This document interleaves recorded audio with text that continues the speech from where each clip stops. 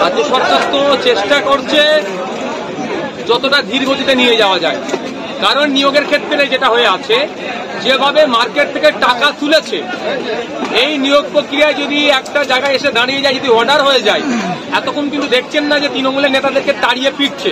যদিও তাড়িয়ে মারার পক্ষে আমি নয়, law and order situation create হোক চাই না, কিন্তু যে সমস্ত মানুষের কাছ থেকে টাকা তুলেছে তাদেরকে একটা কথাই বোঝাচ্ছে তৃণমূলের নেতারা, ওই তো কেস চলছে, কেস সমাধান হলে তোরটাই হয়ে যাবে। কিন্তু কেসটা যখন রায় হবে, একটাও কেউ চাকরি পাবে না যারা দুর্নীতি করে টাকার বিনিময়ে চাকরি নিচ্ছে, তখন তারা টাকা ফিরে পেতে চাইবে। টাকা ফিরে না পেলে তারা কি করবে ভালো করেই বুঝতে পারছে। আইনে দ্বারস্থ হতে পারে বা অন্য কোনো পন্থা নিতে পারে, তবে অবৈধ পন্থা নেবে কেউ না নাই সে অনুরোধ করবো।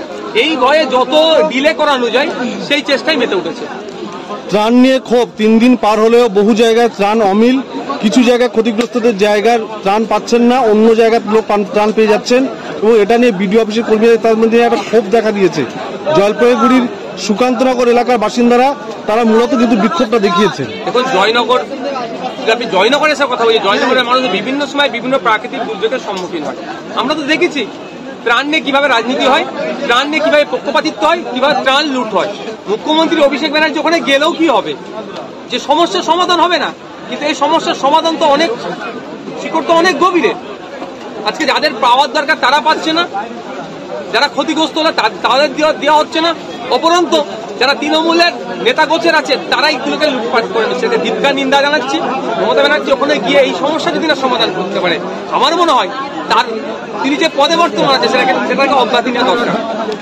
সেটা হচ্ছে যে অধীর চৌধুরীর মুখে নির্বাচনের প্রাককালে তৃতীয় শক্তির কথা, বাম কংগ্রেস এবং তৃতীয় শক্তি বলছেন, এটাকে আপনি কিভাবে দেখছেন? বলতে পারছি না উনি তৃতীয় শক্তি বলে কাকে বুঝাতে চাইছেন, বিজেপিকে বলতে চাইছেন না কাকে বলতে চাইছেন উনি বলতে পারবো না। তবে অধীর বাবু আইএসএফকে নিয়ে অনেকটা ওনার অনিয়া আছে, তবে সময় কথা বলবেন। আইএসএফ রাজনীতির মহিমানে কতটা পরিপক্ক কি অপরিপক্ক সময় কথা বলবেন। সিপিএম, কংগ্রেস, আইএসএফ এখনো জোট হয়নি, জোট কি ভবিষ্যতে হতে পারে? দেখুন, আমি এখনো পজিটিভ আছি।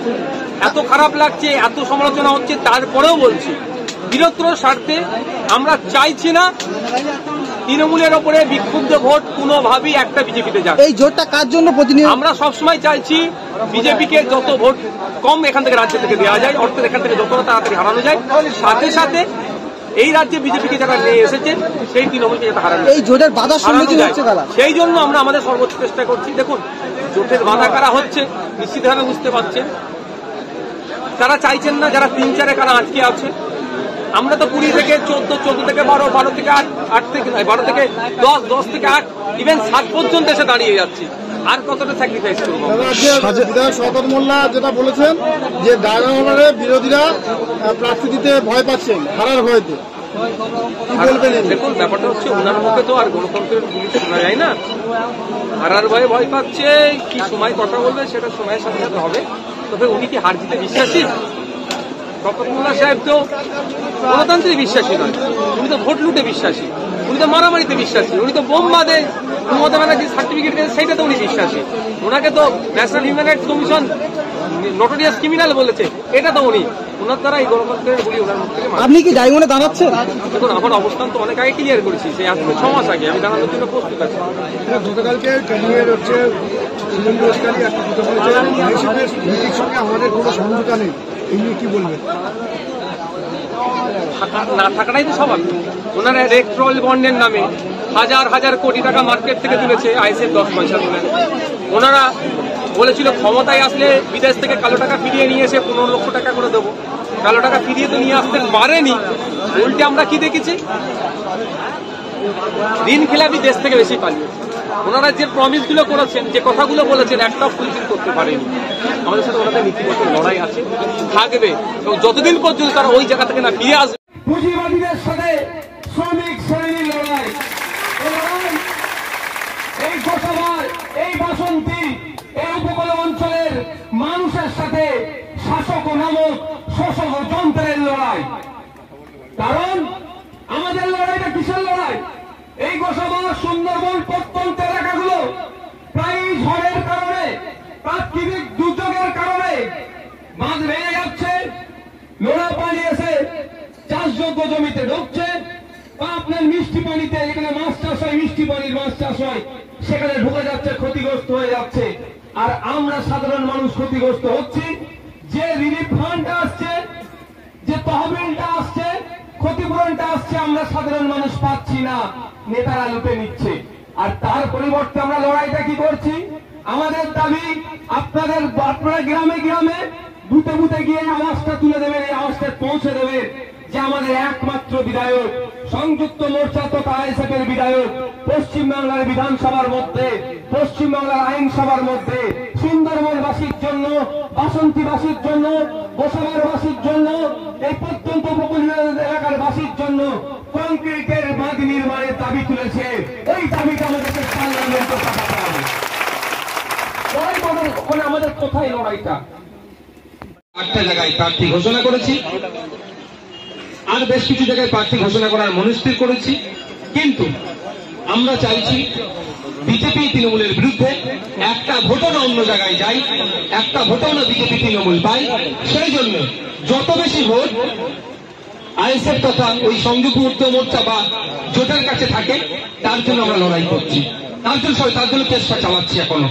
যদি কেউ দল কোন ফ্রন্ট যদি মনে করে এটা তো আমাদের দুর্বলতা, আমাদেরকে কর্নার করতে চাই, একটা নির্দিষ্ট টাইম পর্যন্ত অপেক্ষা করছি, তারপরে আমরা প্রার্থী দেব। অবশ্যই শুধু যাদবপুর নয়, বিভিন্ন রাজ্যের আর বিভিন্ন জায়গাতেও আমাদের যেখানে ক্ষমতা আছে, যেখানে প্রার্থী দিলে বিজেপি তৃণমূলের ভোট যাবে না, বিজেপি তৃণমূলকে পরাস্ত করা যাবে, সেই সমস্ত সিটগুলোকে আমরা প্রার্থী দেব। ওটা তো রাজ্য কমিটির বিষয়, ওটা যখন ঘোষণা হবে তখন আপনারা দেখতে পাবেন।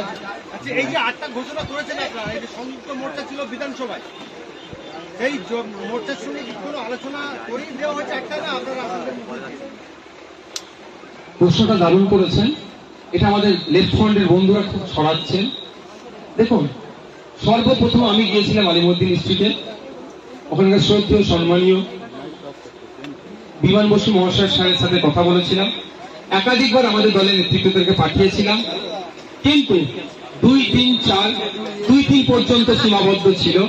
তারপরে খবর পেলাম লেফটের পক্ষ থেকে আমাদের সাথে সেই মতো আলোচনা না করেই তারা তাদের প্রার্থী ঘোষণা করবে।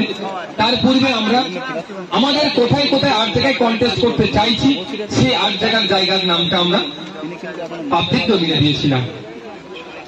তারপরে লেফটের পক্ষ থেকে তাদের প্রার্থী কোথায় কোথায় দেবেন সে নাম ঘোষণা এবং প্রার্থী নাম ঘোষণা করেছে।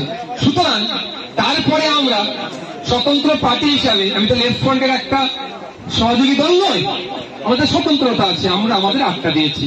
আগামী দিনে এই কথা যদি না শেষ হয়, জোর যদি না তারা করতে চাই, তারা যদি না বিজেপি তৃণমূলকে আটকাতে চাই, তাহলে আমরা আমাদের লড়াইয়ে দিয়ে বিজেপি তৃণমূলের দিকে যাতে না ভোট যায়, তার লড়াইটা আমরা করতে হবে, করে আমাদেরকে আমাদের মতো প্রার্থী দিতে হবে। এই ক্যানিং বিধানসভাতে পঞ্চায়েত ভোটে আইএসএফ কর্মীদেরকে নমিনেশন করতে দিন, সেই ক্যানিং বিধানসভাতে এত মানুষের সারা আইএসএফ এর কর্মী সভাতে কি বলবে, কেমন সারা মিলবে বলে দাবি করছেন?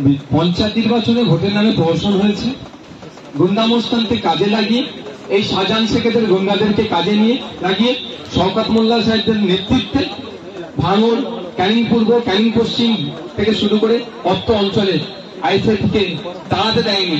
পুলিশের কাছ থেকে যে আশা করেছিলাম বা স্টেট ইলেকশন কমিশনের কাছ থেকে যে আশা করেছিলাম, সেই আশায় ব্যর্থ হয়েছে। তারা আমাদেরকে প্রোটেকশন দিতে আমরা পারিনি। ইভেন হাইকোর্টের অর্ডারে তারা মান্যতা দেয়নি। হাইকোর্টের অর্ডার ছিল এতজন মানুষকে নিয়ে গিয়ে পুলিশে স্কোয়াড করে নমিনেশন করাবে, তাদেরকে আবার নিরাপদে পৌঁছে দেবে, সেটাও তারা ব্যর্থ হয়েছে। তার লড়াইতে আমরা আছি। তবে এই জনগণ কর্মীদেরকে দেখে আপনারা ভালো করেই বুঝতে পারছেন যে আইএসএফ এর